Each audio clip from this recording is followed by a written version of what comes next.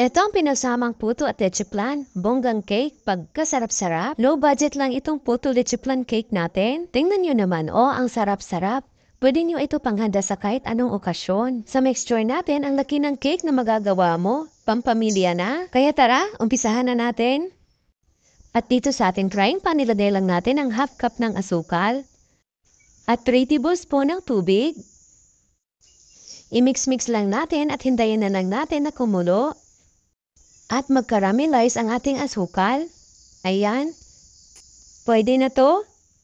Bilisan lang natin sa pag-transfer dito sa ating baking pan para hindi tayo maabutan na tumigas ang ating asukal. I-set aside lang muna natin ito at dito sa ating mixing bowl maglagay lang ng 4 na egg yolks. Mas maganda talaga na naka-chilled ang itlog para buo ang egg yolk. At ilagay na natin ang 3/4 cup ng evaporated milk, half cup ng condensed milk, at 1 teaspoon ng vanilla extract. I-mix-mix lang natin itong mabuti. At kapag okay na, salain lang natin dito sa ating baking pan na nilagyan natin ng caramelized sugar. At steam lang natin ito ng 8 minutes in medium heat.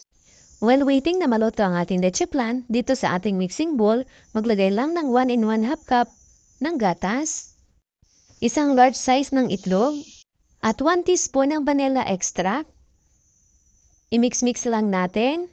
Saka natin ilagay 1/4 cup ng melted butter, 1/4 cup ng asukal, at 1/4 teaspoon ng asin. At i-mix-mix lang natin itong mabuti. At mag-sit muna tayo ng 2 cups ng all-purpose flour at 1 1/2 tablespoon ng baking powder. Ginagawa natin ito para matanggal ang mga bubuong harina. At ihalo na natin dito ang mixture natin kanina. Mix-mix lang natin hanggang sa mag-well combined na ang mga ingredients. At kapag ganito na ang consistency ng ating mixture, i-rest lang muna natin ito ng mga 20 minutes. After 20 minutes, i-mix lang natin ulit ang ating mixture. At luto na rin pala ang ating leche flan. Ilagay na natin dito ang ating mixture. Heat-up lang po natin ito at steam lang po natin ng 35 minutes. Huwag po natin kalimutan na balutin ng malinis na tela ang takip ng steamer para hindi malagyan ng tubig ang ating cake. Palamigin na muna natin bago natin ito i-enmold. At ayan na, may masarap na tayong puto leche flan cake. Simple lang itong recipe natin pero ang sarap-sarap ulitin, ang sarap talaga. Napaka-budget friendly talaga, may ganito ka na kasarap na cake.